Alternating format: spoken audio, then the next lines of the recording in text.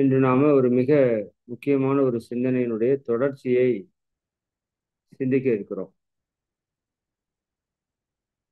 அதாவது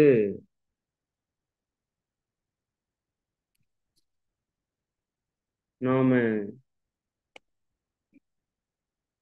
கருமையத்தை பற்றிய ஒரு தெளிவான புரிதலுக்கு வந்திருக்கிறோம். கருமையம் என்பது எப்படி செயல்பட்டு கொண்டிருக்கிறது என்பதை விளக்கமாக தெரிஞ்சிருக்கிறோம். அப்ப அந்த கருமையத்திலே களங்கங்கள் ஏற்பட்டு கொண்டிருக்கிறத நாம புரிந்திருக்கிறோம் அப்படின்னு சொல்லலாம். அந்த கருமையத்தில் இருக்கிற களங்கங்களை போக்க வேண்டும் என்பது நம்ம வாழ்வினுடைய ஒரு இலக்காக, நோக்கமாக நம்ம வைத்திருக்கிறோம், இல்லைங்களா? அப்ப அந்த கருமையத்தில் இருக்கிற களங்கங்களை போக்குவதற்கு நாம என்ன செய்யணும் அப்படின்னு மகரிஷி அவர்கள் ஒரு 3 விஷயத்தை நமக்கு தெளிவுபடுத்துறாங்க.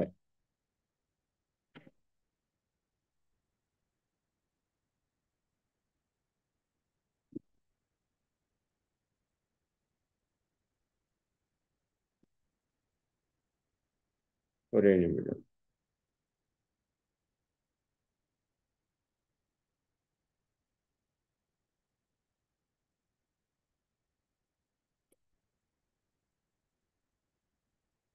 அம்மா, ஹேண்ட் ரைஸ் பண்ணியிருக்கிறதுக்கு கோஹோஸ்ட் கொடுங்க.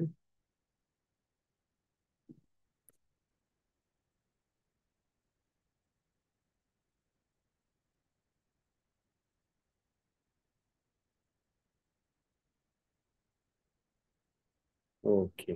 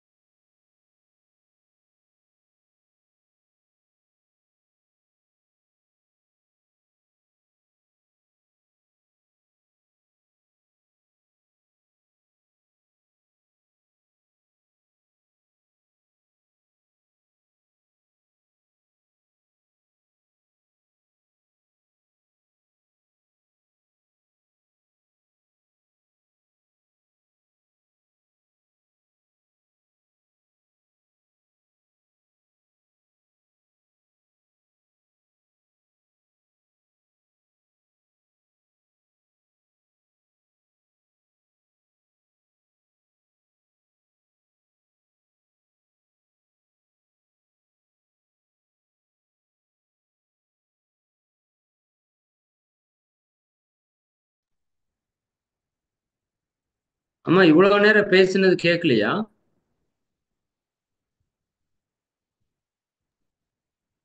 இல்லைங்க ஐயா. கே எதுவுமே கேட்கல. இவ்வளவு நேரம் கேட்கலையா? ஆமாங்க ஐயா, நீங்க அந்த ஸ்கிரீன் ஓபன் பண்ண அதுல இருந்து கேட்கவே இல்லை எதுவுமே. சுத்தம். சரிம்மா, மறுபடியும் ஸ்டார்டிங்ல இருந்தா. சரி. நான் ஏதாவது பேசுனது அப்படியா பேசுனது கேட்டிருக்கு இல்லையா? இதுக்கு முன்னாடி பேசுனது. முன்னாடி பேசுனது கேட்டதுங்க ஐயா. இப்போ நீங்க இந்த ஸ்கிரீன் ஷேர் பண்ணீங்க இல்லையா, அதுல இருந்து தான் கேட்கலங்க ஐயா. ஒரு 2 நிமிஷம் இருக்குமா? இருக்குங்க ஐயா. சரிம்மா, நான் சொல்லிக்கிறேன்.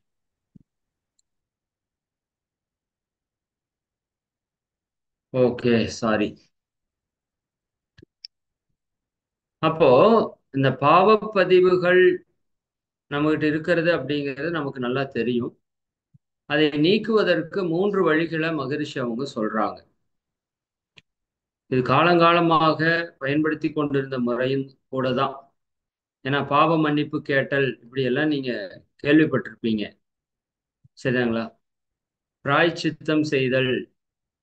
ஒரு துன்பம் கொடுத்துட்டோம் அப்படின்னா அதற்கு வேற ஏதாவது மாற்று செயல் செய்து அதை சரி செய்து கொள்ளுதல். அப்படியெல்லாம் பல்வேறு விஷயங்கள் பல மதங்கள்லயும் இருக்கிறத நம்ம பார்க்கிறோம். அப்ப ஒருவர் செய்த பாவம் அவரை சும்மா விடாதுன்னு சொல்லுவோம் இல்லையா? அதே போல ஒருவர் செய்த புண்ணியமும் அவரை சும்மா விடாது. அப்ப பாவம் அப்படிங்கிறது என்ன? ஒருத்தருக்கு தெரிந்தோ தெரியாமலோ துன்பம் கொடுக்கறப்ப அந்த துன்ப உணர்வு அவர் எவ்வளவு அனுபவிச்சாரோ அதே துன்ப உணர்வை நீங்க அனுபவிக்கணும் அப்படின்னு உங்க ரெக்கார்டுல வந்து பதிஞ்சிடும். இப்போ ஒருத்தர்கிட்ட 10,000 ரூபாய் வாங்குறீங்க அப்படின்னா எப்படி அவர்கிட்ட கடன் 10,000 அப்படின்னு வந்துருது இல்ல, எழுதுறாருல்ல, அந்த மாதிரி இது வந்து துன்பத்தினுடைய அளவுல ரெக்கார்ட் ஆகும். சரிங்களா? பணத்தினோட அளவுல ரெக்கார்ட் ஆகாது. நல்லா இது ஒரு கான்செப்ட் நீங்க புரிஞ்சுக்கணும். இப்போ நீங்க ஒருத்தர் வந்து ஒருத்தரோட வீட்டுல இருந்து 10,000 ரூபாய் திருடிட்டு போறாருன்னு வச்சுக்கோங்க. இப்போ இவருக்கு 10,000 ரூபாய் லாஸ் ஆகுமா அப்படின்னு கேட்டா அப்படி கணக்கு இல்லை. இவர் ஒரு மிகப்பெரிய ஒரு பணக்காரர் வீட்டுல ஒரு 10,000 ரூபாய் திருடிட்டு போறாரு அப்படின்னா திருடிட்டு போனது கூட அவங்களுக்கு தெரியாம இருக்கும்.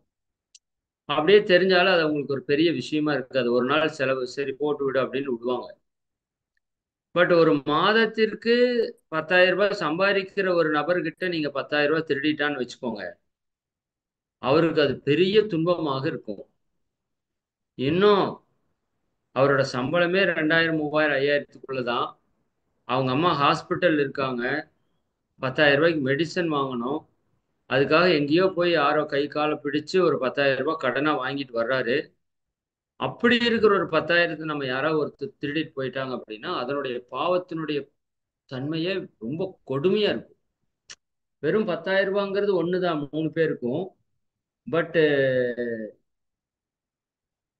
அந்த பெரிய பணக்காரர்கிட்ட எடுத்த 10,000 ரூபாயோட துன்ப அளவு கம்மியா இருக்கும். நார்மலா 10,000 சம்பளம் வாங்குறவரோட துன்ப அளவு அதிகமா இருக்கும். ஆனா அந்த ஹாஸ்பிட்டல் போறதுக்காக வச்சிருந்த ஒருத்தர்கிட்ட வாங்கின பாருங்க ஒரு 10,000 ரூபாய் திருடுனான் இல்லையா, அது வந்து ரொம்ப ரொம்ப தீவிரமா இருக்கும்.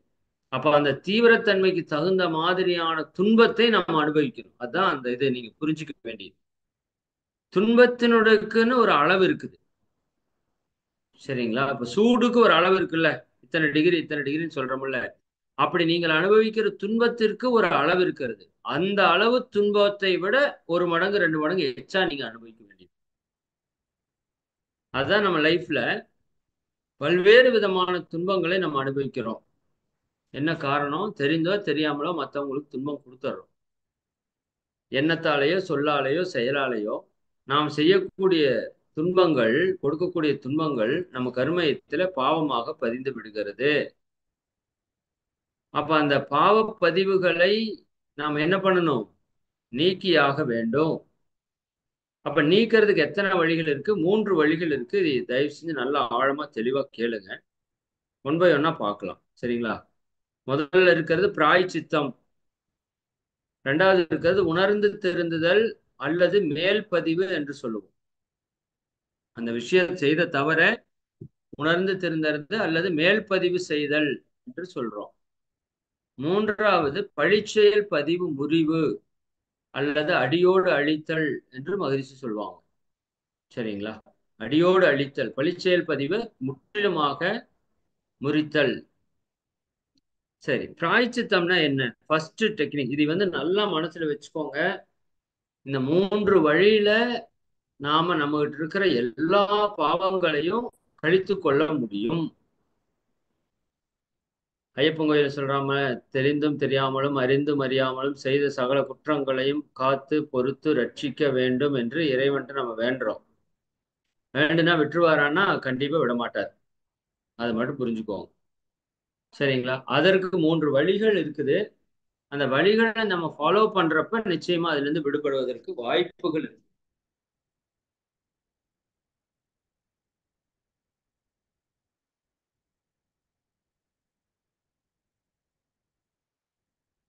அப்ப முதல் விஷயம் பிராய்ச்சித்தம்.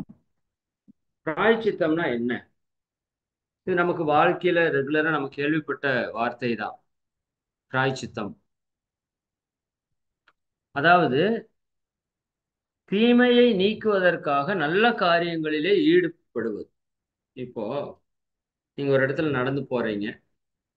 போறப்போ உங்க கால் ஒருத்தர் மேல பட்டுருச்சு, இடிச்சிருச்சுன்னு வச்சுக்கோங்க. இல்ல மிதிச்சிட்டீங்கன்னு வச்சுக்கோங்க.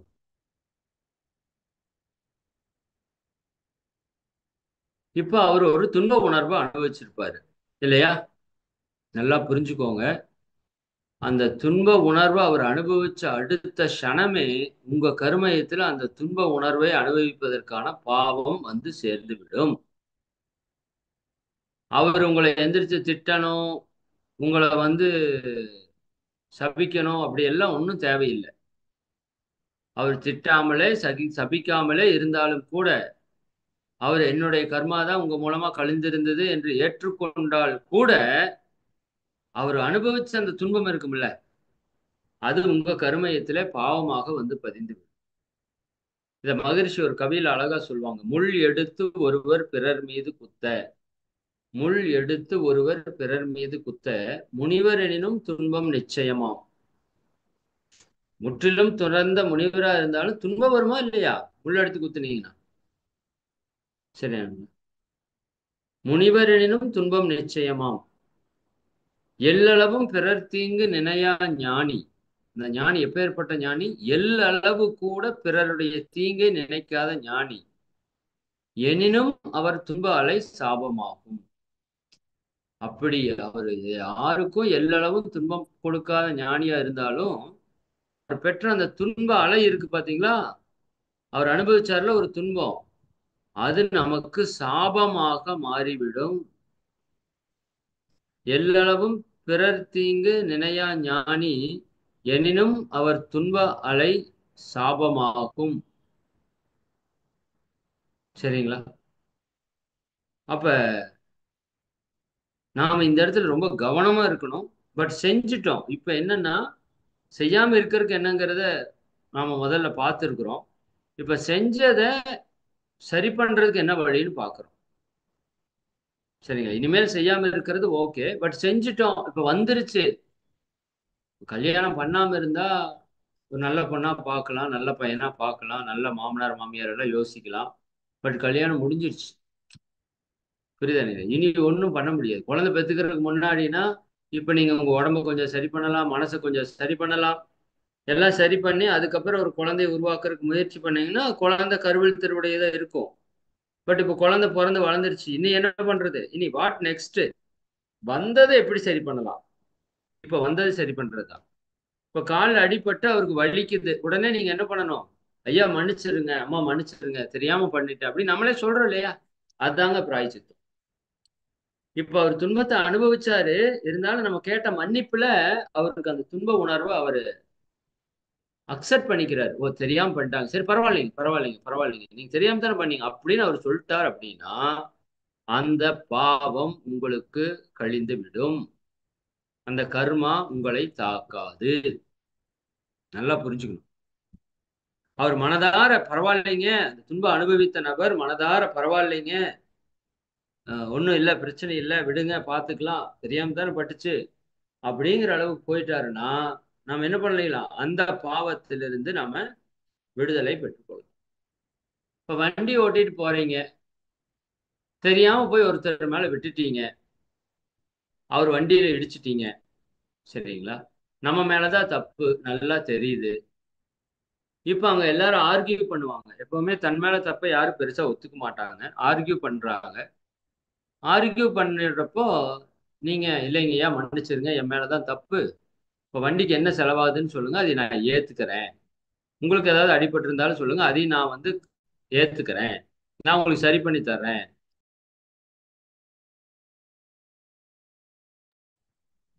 அப்படின்னு சொன்னீங்க அப்படின்னா உண்மையாலுமே அவருக்கு என்ன ஆயிரும், மன சாந்தி ஆயிரும். சரி, பரவாயில்ல, அவர் தெரியாம பண்ணிட்டாரு, சரி பண்ணி கொடுக்குறேங்கிறாரு, சரிங்களா? சரி பண்ணி கொடுத்துட்டீங்க அப்படின்னா அவர் மனதுல அந்த துன்ப உணர்வு இருக்காது. அவர் வீட்டுக்கு போனா கூட இந்த மாதிரி ஒருத்தர் வந்து இடிச்சிட்டாருப்பா, பரவாயில்ல, நல்ல மனுஷன், கொண்டு போய் சரி பண்ணி கொடுத்து எனக்கும் கொஞ்சம் இது பண்ணி பணம் எல்லாம் கொடுத்து அனுப்பிச்சாரு அப்படின்னு சொல்லுவாரே தவிர, நீங்க விட்டுட்டு போய் நீங்க என்ன பண்ணுவாரு, இங்க பாரு எப்ப இப்ப உங்களை நம்மள என்ன என்ன எல்லாம் வார்த்தை பேச முடியுமோ எல்லா வார்த்தையும் பேசி இப்படி கொண்டாந்து விட்டுட்டு போயிட்டேன், எனக்கு வேற தண்ட செலவு வச்சுட்டான், அவன் அப்படி போகணும் இப்படி போகணும்னு சாபம் கொடுப்பாரு. புரியுதானே? அப்ப நம்ம ஒரு தீமை செஞ்சுட்டோம், அதுக்கு பொதுவா நம்ம மன்னிப்பு கேட்கிறோம், சரிங்க, இல்லாட்டி ஆறுதல் கூறுகிறோம், அப்படிங்கிறது எல்லாமே பிராயச்சித்தத்துல மிக முக்கியமான ஒரு விஷயம். இப்போ நம்ம வயிற்றுக்கு பார்ப்போம். நீங்க ஒரு சாப்பிட்றீங்க, சாப்பிட்றப்போ நல்லா சட்னி சாம்பார் நல்லா இருந்தது, இட்லி நல்லா இருந்தது, அல்லது தோசை நல்லா இருந்ததுன்னு ஒன்று ரெண்டு சேர்த்து அடிக்கிறீங்கன்னு வச்சுக்கோங்க. இப்போ வயிறு யாருக்கு ஹெல்ப் பண்ணுது, நமக்கு ஹெல்ப் பண்ணுது. இப்போ அந்த வயிறுக்கு யாரு துன்பம் கொடுக்குறா, நாமளே துன்பம் கொடுக்குறோம். அதாவது உங்களுக்கு உதவி செய்த ஒரு நபருக்கு துன்பம் கொடுக்கிற ஒரே உயிரினம் மனுஷன்தான், சரிங்களா? அப்ப இந்த உடல் நமக்கு எத்தனை ஹெல்ப் பண்ணுது, அதுல சோத்தை எச்சா போட்டு கஷ்டம் கொடுக்குறீங்க, உடனே வயிற்றுக்கு அது ஒரு துன்ப உணர்வாக ஃபீல் ஆகுது. இப்போ நாம் என்ன பண்ணலாம், நாம் செய்த காரியத்தால ஒரு துன்பம் வந்துருச்சு. இப்போ ஒரு வேளை நான் நீ உணவு சாப்பிட்றது இல்லை, அல்லது பழங்கள் மட்டும் சாப்பிட்டுக்கிறேன், அல்லது தண்ணி மட்டும் குடிச்சுக்கிறேன், நான் நிறைய சாப்பிட்டங்காட்டி வயிறு கொஞ்சம் தொந்தரவு பண்ணுது, அதனால நான் கொஞ்சம் அமைதியா இருக்கிறேன், நீங்க இருந்தீங்க அப்படின்னா ஆட்டோமேட்டிக்கா என்ன ஆயிரும், அதுவே பிராயச்சித்தமா மாறி உங்க வயிறு கிளீன் ஆயிரும், சரிங்களா? அப்ப நல்லா புரிஞ்சுக்கோங்க, எங்கெல்லாம் நம்ம தெரிந்தோ தெரியாமலோ நல்லா புரிஞ்சுக்கோங்க, நம்ம பிறருக்கு கொடுத்த துன்பத்தை அவர்களிடம் மன்னிப்பு கேட்டு அல்லது ஆறுதல் கூறி அதற்கு மாற்று செயல் ஏதாவது செய்து அதை நீக்கிக் கொள்ளுற முறை வந்து பிராய்ச்சித்தம் என்று பெயர். நீங்க தயவு செஞ்சு இங்க செய்த ஒரு செயலை மாற்றி அமைப்பதற்காக இந்த கோவில் குளங்கள் எல்லாம் பெரிதாக சுத்துறதெல்லாம் பிரயோஜனமற்ற செயல். கோவிலுக்கு போங்க, வேண்டான்னு சொல்ல, நல்ல நல்ல ஸ்தலங்களுக்கு போங்க, நல்ல இறை வழிபாடு பண்ணுங்க.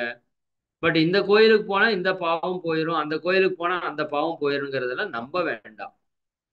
அங்க போன ஒரு ஆற்றல் இருக்கு, அது மாற்று கருத்து இல்லை. எல்லா இடத்துலயும் கோவில்கள்ல பெரிய ஆற்றல் இருக்குது, சரிங்களா? ஒரு சக்தி இருக்குது, அப்படிதான் முன்னோர்கள் கோவிலை கட்டி இருக்கிறாங்க. பட் அங்க போயிட்டு வர்றதால என் பாவம் எல்லாம் கழிஞ்சிருன்னு சொன்னீங்கன்னா அதை விட ஒரு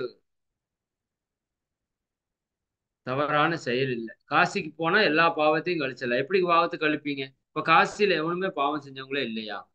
காசியில் இருக்கிறவங்க நீங்களாவது போயிட்டு வந்தாலே பாவம் கழியும்னா இப்ப காசியில் இருக்கிறவங்க யாருக்குமே பாவம் இல்லையா? அப்ப பாவம் இல்லாட்டி யாருக்கு உடல் துன்பமோ மன துன்பமோ இல்லையா? வாழ்க்கையில சிக்கலே இல்லையா? ம்? அங்க ஹார்ட் அட்டாக் வர்றது இல்லையா? யாரும் இறக்குறது இல்லையா? இதெல்லாம் சும்மா நம்மளோட நம்பிக்கை. ராமேஸ்வரம் போனா அங்க குளிச்சா இதாயிரும், இங்க குளிச்சா இதாயிரும்.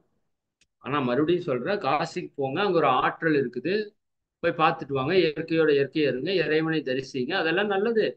பட் அங்க போனாலே என் பாவம் குறைஞ்சிருன்னு நீங்க நம்புனீங்கன்னா உங்க நம்பிக்கைக்காக ஏதாவது கொஞ்சம் நடக்கலாமே தவிர பாவம் எல்லாம் குறையாது, சரிங்களா?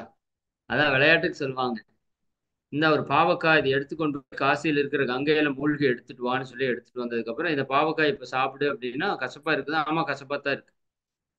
ஏப்பா கங்கையில குளிச்சா பாவமே போகும்னா கசப்பு போகுமா போகாதான்னு கேட்பாங்க அவங்க விளையாட்டா. அப்போ கங்கையில குளிச்சா கசப்பு போகாதுன்னா அப்போ உன்னோட பாவமும் போகாது. பாவக்காயோட தன்மை கங்கையில மூழ்கி எந்திரிக்கிறதுனால போகுமா? போகாது. சரிங்களா? அப்போ அதே போல நம்மளுடைய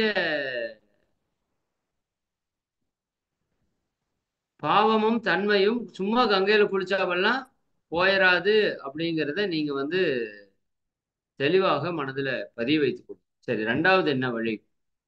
அப்ப இப்ப யாருக்கெல்லாம் நம்ம துன்பம் கொடுத்துருக்கிறோம்னு யோசிங்க. அவங்க கிட்ட நேரடியாகவோ அல்லது மானசீகமாகவோ மன்னிப்பு கேளுங்க. அவர் பரிபூர்ணமா உங்கள மன்னிச்சுட்டதா உணருங்க. நேரடியா கேட்க முடிஞ்சதுன்னா கேட்டுருங்க. யாருக்காவது பணம் கிணம் ஏதாவது வாங்கி வச்சிருந்தீங்கன்னா, அதை கொண்டு போய் திருப்பி குடுத்துருங்க. கடைசிக்கு குடுக்குறனாவது தெளிவா சொல்லிட்டு கொஞ்சம் கொஞ்சமா குடுக்கறதுக்காவது முயற்சி பண்ணுங்க. இது எல்லாத்தையும் நம்ம ஃபாலோ பண்ணி தான் ஆகணும். சரிங்களா? செயல் மூலமா. 2வது உணர்ந்து திருந்துறது. இப்போ அப்படியே நான் சொன்னேன். ஆ என்னன்னு சொன்னேன்? ஒரு சாப்பாடு கொஞ்சம் எச்சா சாப்பிட்டுட்டோம். அதுக்காக பட்டினி இருக்கிறது பிராயச்சித்தம் அப்படின்னு சொன்னேன் இல்லையா? பட்டினி இருக்கிறது பிராயச்சித்தமா இருக்கிறப்ப, இது சாப்பிட்டு சாப்பிட்டு தேவையில்லாம அப்படி நிறைய முறை சாப்பிட்டு சாப்பிட்டு பிராயச்சித்தமா எதுவும் பண்ணாம விட்டுட்டீங்க. இப்போ உடம்புல அது நோயா வந்துருச்சு. அல்லது வேற ஏதாவது ஒரு காரணத்துல நோயா வந்துருச்சு. இப்போ அதைய மாற்றி அமைச்சுக்கிறதுக்குன்னு சில ப்ராசஸ் பண்றோம் பாருங்க. சரிங்களா? ஒரு நோய் வந்ததுக்கு மருந்த தொடர்ந்து எடுத்துக்கொண்டு அந்த நோயை குணப்படுத்துறதுக்கு முயற்சி பண்றோம். மறுபடியும் சொல்றேன், அது சரியான மருந்து, இயற்கை மருந்தா இருக்கணும். நீங்க இப்ப மருந்துங்கிற இதுல மாத்திரைகள் சாப்பிடுறதுங்கிறது அது உணர்ந்து திருந்துதல் மேல்பதிவுக்கு அடையாளம் அல்ல. அது நோயை எச்சாக்குறதுக்கான ஒரு அடையாளம். சரிங்களா? அப்போ செய்த தவறை உணர்ந்துட்டோம். இப்ப நான் கோபத்துல ஒருத்தர் திட்டுறேன்னு வச்சுக்கோங்களேன். திட்டி போட்டேன். சரியா? பேராசையால ஒருத்தரை வருத்தப்படுத்திட்டேன். இப்போ அந்த தீய குணங்கள் நம்மகிட்ட நிறைய இருக்கு இல்லையா? அப்ப அவற்றிலிருந்து நாம மீண்டு வருவதற்கு, அதை செய்யாம இருப்பதற்காக அருகுண சீரமைப்புக்கு பயிற்சி பண்றோம். இப்ப மேல் பதிவுனா, இப்போ உங்க கையில ஒருத்தர அடிச்சு அடிச்சு பதிவு ஆயிருக்குது இல்லையா? நம்ம விலங்குகளா இருந்தப்போ அடுத்தவங்களை துன்பப்படுத்தி துன்பப்படுத்தி நமக்கு பதிவா இருக்கிறதுல, இப்போ அந்த கைய என்ன பண்றீங்க நீங்க? அடிக்காம இருக்கிறதுக்கு ட்ரைனிங் பண்றீங்க. அதான் எக்ஸர்சைஸ். எக்ஸர்சைஸ் மிகச்சிறந்த உணர்ந்து திருந்துவதற்கான ஒரு ப்ராசஸ். நல்லா புரிஞ்சுக்கோங்க. எக்ஸர்சைஸ் பண்றது. அதே போல நாம செய்யக்கூடிய சங்கல்பங்கள் எல்லாம் மிகப்பெரிய உணர்ந்து திருந்துதல். மேல் பதிவு. இது கரெக்டான வார்த்தை, மேல் பதிவு. மகரிஷி அழகா சொல்லுவாங்க. இப்போ ஒரு டேப் ரெக்கார்டர் இருக்குன்னு வச்சுக்கோங்க. ரீ ரெக்கார்டிங் டேப் ரெக்கார்டர் அல்லது ரீ ரைட்டிங் டிஸ்க் அப்படியெல்லாம் கேள்விப்பட்டிருக்கீங்களா? அதாவது ஒரு பாட்டு ரெக்கார்டு பண்ணுவாங்க. ஒரு எல்லா கேசட்லயும் ஒரு டைம் ரெக்கார்டு பண்றது தான். அதுக்கப்புறம் அது அழிஞ்சு போனா அது வேஸ்ட். பட் சில டேப்பு டிஸ்க் எல்லாம் எப்படி இருக்கும்னா, ஒரு டைம் ரெக்கார்டு பண்ணிட்டு அதுக்கு மேல மறுபடியும் ரெக்கார்டு பண்ணலாம். அப்போ மேல ரெக்கார்டு பண்ண பாட்டு ஓடுறதுக்கு ஆரம்பிக்கும். இது ரீ ரெக்கார்டிங் டேப் ரெக்கார்டர், அது ரீ ரைட்டிங் டிஸ்க்னு சொல்லுவாங்க. அது போல நாம் ஒரு செயலை செஞ்சு செஞ்சு பழகிட்டோம். சரிங்களா? இப்ப அதற்கு மேல நம்ம ஒரு மேல் பதிவு கொடுக்கிறோம். என்னன்னு, நான் இனிமேல் இப்படி செய்ய மாட்டேன். தற்சோதனையில என்ன பண்றோம்? அருகுண சீரமைப்புல சங்கல்பம் பண்றோம்ல. இந்த எண்ணம் எனக்கு துன்பம் தர்றதால இந்த எண்ணத்தை என்னிடம் எழாமல் காப்பேன். இந்த ஆசை என்னிடம் எழாமல் காப்பேன். சினம் கொள்பவரோட பொறுமையாக இருப்பேன். சரி, இதற்கு நான் இனி கவலைப்பட மாட்டேன். இதை நான் ஏற்றுக்கொள்கிறேன். இதை நான் அலட்சியப்படுத்துகிறேன். இதை உடனடியாக தீர்க்கிறேன்னு பண்றீங்கல்ல. இது எல்லாமே மேல்பதிவு தான். சரிங்களா? அப்ப இது ரொம்ப ரொம்ப முக்கியம் பாவப்பதிவை போக்குறதுல. அப்ப நீங்க மேல் பதிவு போட போட போட போட நம்ம குணம் என்ன இருக்க ஆரம்பிச்சிடும், மாறுறக்க ஆரம்பிச்சிடும். அப்ப உள்ள இருக்கிற பதிவுகள் செயல்படுறதுக்கு வராது. சரிங்களா? உள்ள இருக்கிற பதிவுகள் செயல்படுறதுக்கு வராது. இப்போ நம்ம வீட்டில் சாப்பாடுறதுக்கு உட்கார்றோம், சாப்பாடு நல்லா இல்லை அல்லது உப்பு இல்லைன்னா உடனே சண்டை போடுறோங்கிற ஒரு பதிவு இருக்கு நம்ம கிட்ட. இப்ப நம்ம என்ன பண்ணணும்? அந்த பதிவு செயல்படுறதுக்கு வராம இருக்கிறதுக்கு மேல நீங்க வேற ஒரு பதிவை ஸ்ட்ராங்கா போடணும். இனிமேல் நான் பொறுமையா இருப்பேன், பொறுமையா இருப்பேன், அமைதியா இருப்பேன். அந்த இடத்துல வந்து நானே தேவையானதை சரி பண்ணிக்குவேன். அப்படி நம்ம ஒண்ணுக்கு பலமுறை மேல் பதிவு போடும்போது அந்த மேல் பதிவு செயல்பாட்டுக்கு வந்துவிடும். சரிங்களா? அப்ப நம்ம மனதில ஏற்படுத்தக்கூடிய நாம செய்த தவறை உணர்ந்து, இது தவறு என்று புரிந்து கொண்டு, அதைய மாற்றி, அதை மாற்றுவதற்கு உதவி செய்யக்கூடிய ஒரு ரெக்கார்டிங் சிஸ்டம் தான் மேல் பதிவு. இது ரொம்ப ஒரு அற்புதமான டெக்னிக்கு. இத நம்ம சங்கல்பங்கள்ல நம்ம தொடர்ந்து செஞ்சுட்டே இருக்கிறோம். சரிங்களா? Okay, okay. ஃபைனலா ஒண்ணு இருக்குது. அடியோடு அழித்தல் அல்லது பழிச்செயல் பதிவு முறிவு. இதுக்கு ஒரே வழிதாங்க. தவம் தான். அறநெறி தான். தவத்துல எந்த அளவுக்கு நம்ம ஆழமா துரியாதீத தவத்தை எந்த அளவுக்கு நம்ம ஆழமா செய்யறோமோ அந்த அளவிற்கு நம்மளுடைய பாவ பழிச்செயல் பதிவுகள்ல இருந்து நம்மை நாமே விடுவித்துக் கொள்ளலாம். இது உங்களுக்கு துரியாதீத தவத்தை பற்றி நம்ம நிறைய சொல்லியிருக்கிறோம். இப்போ ரொம்ப நேரம் உங்களுக்கு அதை பத்தி நான் எக்ஸ்பிளைன் பண்ண விரும்பல. துரியாதீத தவம் என்பது நம்ம மனதை அதன் அடித்தளமான இறைவனோடு மனதை உயிரில் அடக்கி உயிரினுடைய மூலத்தோடு இணையக்கூடிய ஒரு தியானம் அகத்தவம். அப்படி அந்த தியானத்தின் மூலமாக இறைநிலையோடு ஒன்றும் போது மன தூய்மை பதிவு செயல் நீக்கம் நடைபெறுகிறது. அப்ப இறையுடைய தன்மை நம்முடைய தன்மையாக மலர்ச்சி பெறுகிறது. மன அலைச்சூழல் வேகம் குறைந்து விடுகிறது. பாவ பழிச்செயல் பதிவுகள் செயலுக்கு வருவதில்லை.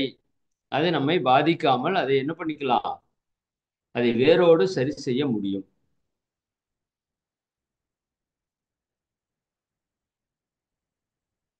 இது வந்து பாத்தீங்கன்னா துரியாதீத தவம்.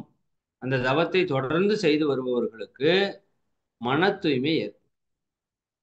அதே சமயம் அறநெறி ஒழுக்கத்தோடு கடமையோடு ஈகையோடு வாழ்வதற்கான சூழலையும் நம்ம ஏற்படுத்தி கொள்ள வேண்டும். இந்த இரண்டையும் செய்து வரக்கூடிய ஒரு நபருக்கு பாவ பழிச்செயல் பதிவு என்பது இருக்காது. அப்ப என்ன ஆயிரும்? தியானத்துல இறைநிலையோட ஒன்று இருக்கிறீங்க, எல்லையற்ற தூய பரவெளியோடு. அப்படி இருக்கும்போது நம்முடைய தன்மனைப்பு அனைத்தும் கரைந்து போகும். தெய்வம் காட்சியாகும். தெய்வ தன்மையை நம்ம வந்து பெற முடியும். அப்ப இந்த மூணும் தான் வந்து நம்ம பாவப்பதிவுகளை போக்குறதுக்கான வழிகள் மகரிஷி அவங்க சொல்றாங்க. சரிங்களா? ஒன்று பிராய்ச்சித்தம், இரண்டாவது உணர்ந்து தெரிந்துதல் அல்லது மேல்பதிவு, மூன்றாவது அடியோடு அழித்தல் அல்லது பழிச்செயல் பதிவு. ஒண்ணுக்கு தியானம் பண்ணணும், மற்றதற்கு பயிற்சிகள் பண்ணணும், மேல் பதிவு ஸ்ட்ராங்கா போடணும். நான் இந்த மாதிரி நடந்துக்க மாட்டேன், இந்த மாதிரி தான் நடந்துக்குவேன் அப்படின்னு நம்மை நாமே மாற்றி அமைத்துக் கொள்ளணும். ஆமா. மூன்றாவது, நம்ம தெரிந்தோ தெரியாமலோ பிறருக்கு கொடுத்த துன்பத்திற்காக நம்மை பற்றி நல்லவன் நல்லவன் வாதாடாம நம்ம இறங்கி போய் அவங்ககிட்ட மன்னிப்பு கேட்கணும், ஆறுதல் சொல்லணும். சரிங்களா? இந்த மூன்றும் பாவப்பதிவிலிருந்து விடுபடுவதற்கான அற்புத வழிகள். இதை பற்றி நம்ம பின்னாடி நிறைய சிந்திப்போம். இப்ப இந்த அளவோட நம்ம இதை நிறைவு செய்வோம். மிக்க மகிழ்ச்சி.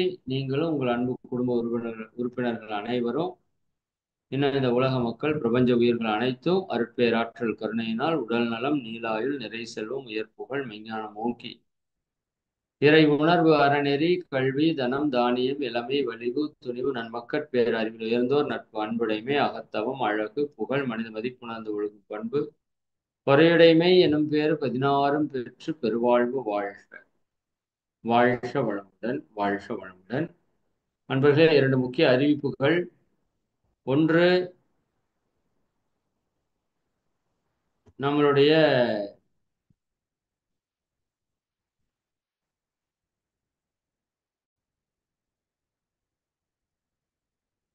ஒரே நிமிஷம் ஸ்டாப் பண்ணிக்க ரெக்கார்டிங். சரி, நானே பண்ணிட்டேன்.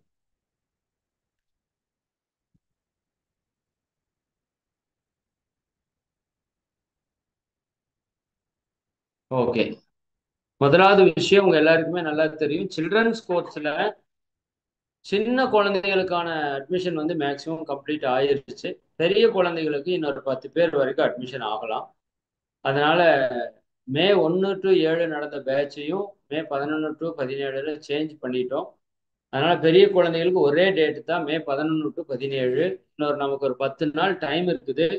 அதனால உங்களுக்கு தெரிஞ்ச பெரிய குழந்தைகளுக்கு இன்னும் ஒரு முறை நிச்சயமா ஞாபகப்படுத்தி எல்லாருமே சேர்றதுக்கான முயற்சியை அருள் தொண்டை நீங்கள் தயவு செய்து செய்யுமாறு அன்போடு கேட்டுக்கொள்கிறேன். ரொம்ப ரொம்ப இம்பார்ட்டன்ட். குழந்தைகள் சேஞ்ச் ஆகும்போது தான் சொசைட்டி சேஞ்ச் ஆகும். சரிங்களா? இரண்டாவது, நாளைக்கு என்ன கிழமை?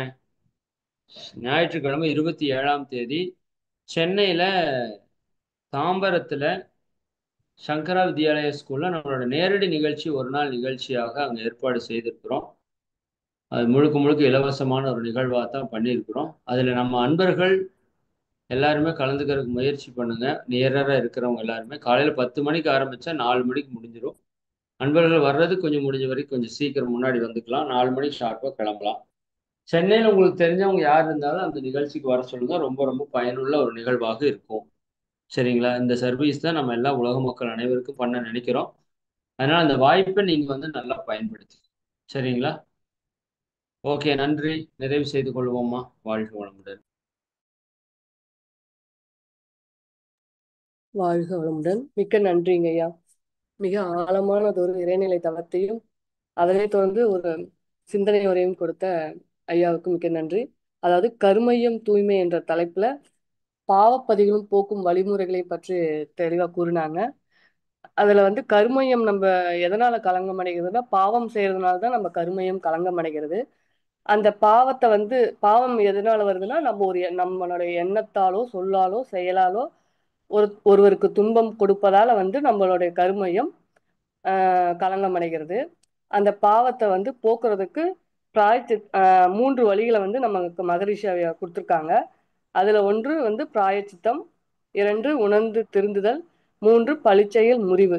இந்த 3ஐயும் நம்ம வந்து கடைபிடிக்கணும். அதாவது பிராயச்சித்தம்னா நம்ம செஞ்ச தப்புக்கு வந்து அவங்க கிட்ட மன்னிப்பு கேட்கறது. அடுத்தது உணர்ந்து திருந்தணும்.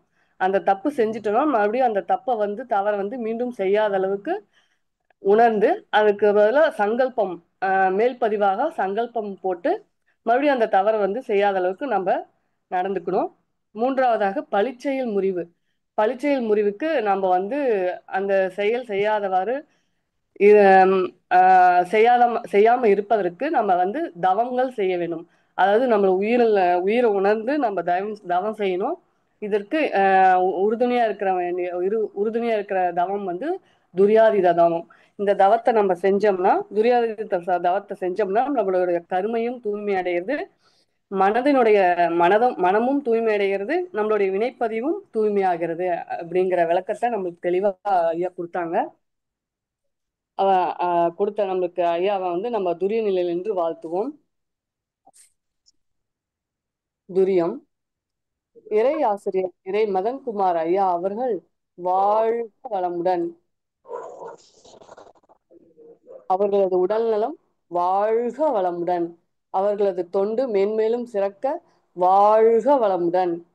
ஐயா அவர்களும் அவர்களது குடும்ப உறுப்பினர்கள் அனைவரும் அருட்பேராற்றல் கருணையினால் உடல் நலம், நீளாயுள், நிறை செல்வம், உயர்ப்புகள், மெய்ஞானம் ஓங்கி வாழ்க வளமுடன், வாழ்க வளமுடன், வாழ்க வளமுடன் என்று வாழ்த்துகிறோம். சில முக்கிய அறிவிப்புகள்.